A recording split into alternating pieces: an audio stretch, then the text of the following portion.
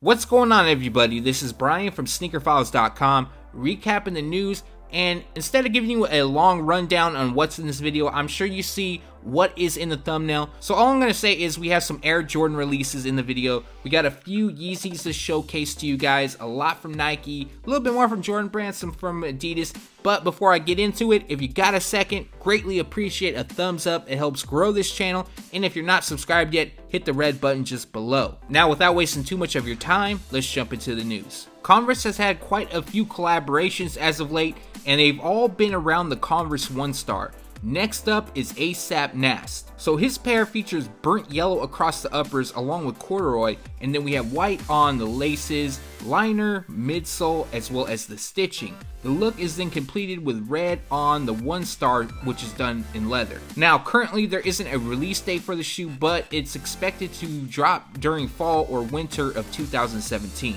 Not long ago, Kanye West was spotted in a new Adidas Yeezy Boost 700 Wave Runner. Now, aside from the shoes, he received quite a bit of heat because they're saying he has a dad body or he got fat, whatever, but that's besides the point. Although I do think it's kind of funny, but whatever. But the shoes itself, they feature gray and gum is obviously on the outsole with shades of gray used on the upper, and then we have white across the midsole and then a little bit of orange. So this honestly looks like something we've already seen, but we don't know if these are going to release or just stay a sample or an exclusive to Kanye West. But more colorways of the Yeezy Boost 700 Wave Runner is expected to release during the early part of 2018. MASTERMIND Japan and Adidas Originals has another collaboration, and the collection is known as MASTERMIND World Collection. A part of it will be the new mid-top Adidas EQT Support 9317 Boost and a premium edition of the EQT Support Ultra. Both models are done in either blue or black. They both feature Boost, while MASTERMIND's skull and crossbones logo is seen throughout. The collection is scheduled to release on September 29th at select Adidas Originals retailers. Currently, there isn't a retail price for the two, but I'm sure we'll hear something very soon. Back in the spring, Adidas was releasing full collections of the Adidas NMD on the same day. They still do that, but they've kind of steered away from the NMD and they've done it on various models. But during October, we got a couple Adidas NMD R2s and Adidas NMD R1 PK for women releasing. Everything here is a women's exclusive. The first one, which is an NMD R2, comes in gray and shock pink. The second, another NMD R2, comes in Legend Ink, Trace Blue, and Gray. Now the last two are going to be NMD R1 Prime Knit releases. The first one comes in Triple Gray, while the second one is done in Green Night and Shock Pink. All four colorways will drop on October 14th. The retail price for the NMD R1 Prime Knit is $170, while the NMD R2 will cost you $130. For the holiday season, Adidas Originals and Kanye West will drop a handful of the Adidas Yeezy Boost 350V 2 color options. Shown are two of them, but they're an exclusive to North and Saint West. Now we have the semi-frozen yellow and blue tint edition, which was shared by Kim Kardashian. Now the shoes are releasing, but apparently they're not going to release in infant sizing. I'm not sure how many of you care about that, but I did want to include it. Now this information comes from Yeezy Mafia, but things could change. Either way, this does give us another look at the two releases, and to be honest, I'm not a fan of the semi-frozen yellow, but the blue tint does look decent. We have a first look at an upcoming collaboration with Parley and Adidas. It will be on the Adidas NMD STLT, and the model is being called For the Oceans. Now the whole For the Oceans tag, that's also connected to Parley. But this shoe, as you can see, it has those squiggly lines across the Prime Knit upper, and that is unique to the STLT model. In addition, shades of blue, gray, and white are seen throughout. We also have For the Oceans on the EVA pod overlay closest to the toe. Currently, there isn't a release date. However, the Adidas NMD R1 STLT is expected to drop during 2018. However, this collaboration could release earlier than that. We could see it towards the end of 2017. We know that Nike is releasing the Nike Air Force One Low Statement Game collection, but now they're also going to drop the Air Force One High. So far, we only have a preview of two colorways. It's possible that more release. First up, we have Flight Silver, black and white. The second pair comes in College Navy and white. The two feature leather across the uppers, and then we have what appears to be tumbled leather on the panels and on the toe. In addition, Nike branding wraps the ankle strap, while the NBA logo lands on the heel. The two are set to drop on October 12th and the retail price will be $100. We have another Nike Kobe AD mid baseline releasing. This time they come in an LA Lakers theme. The shades used is white, court purple, and black. We have a predominant white upper. We also got purple accents which runs across the outsole, speckled across the midsole, and then black hits the Nike swoosh which is triple layered. Dropping October 1st, retail price will be $150.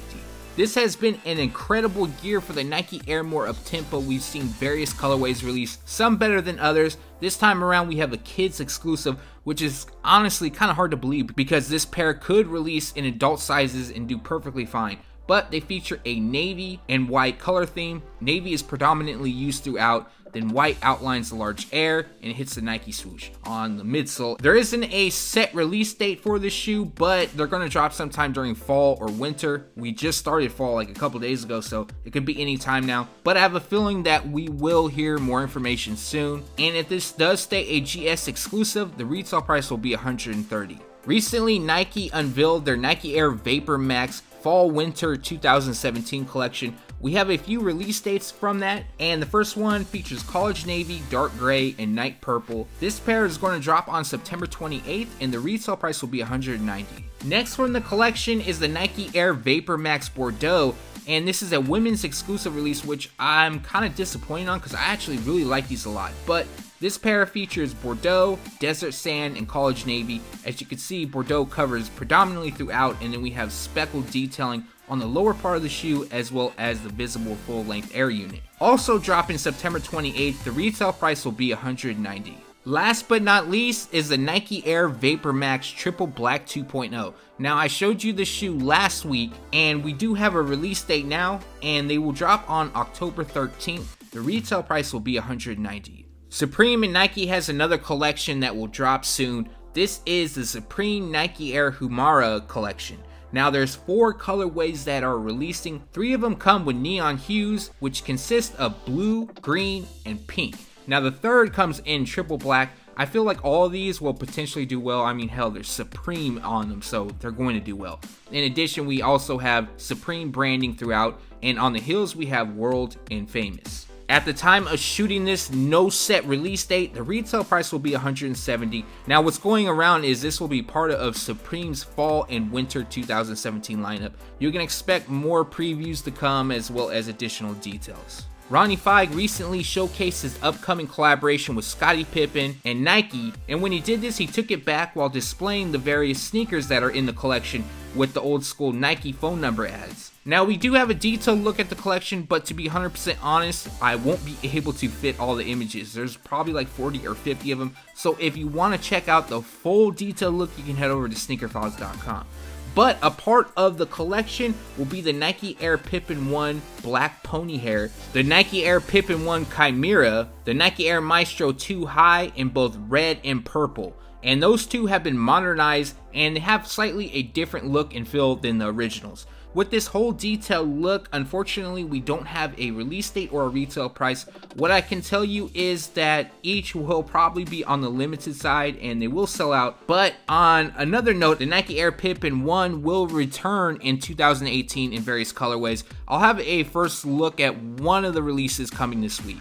Last week, the Nike Air Max 1 OG Red released, and this was actually the first release that is exclusive to Tier 0 accounts. There is a second drop coming which will be available on Nike sneakers as well as additional retailers, and that will take place on September 26th. So if you missed out on the first drops, do not pay resale. This will be another chance for you to purchase. The retail price will be $140.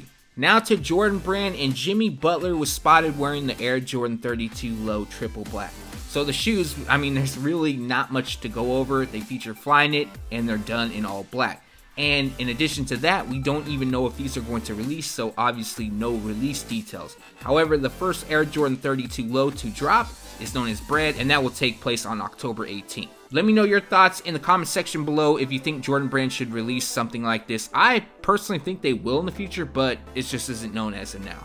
Jordan Brand also unveiled the Air Jordan Maya Moore pack, which includes the Air Jordan 1 and the Air Jordan 10. The two are covered in white along with shades of gray and fuchsia flash. Now there's been a bit of a release date change. The two will drop on September 30th and they will be available in extended grade school sizing.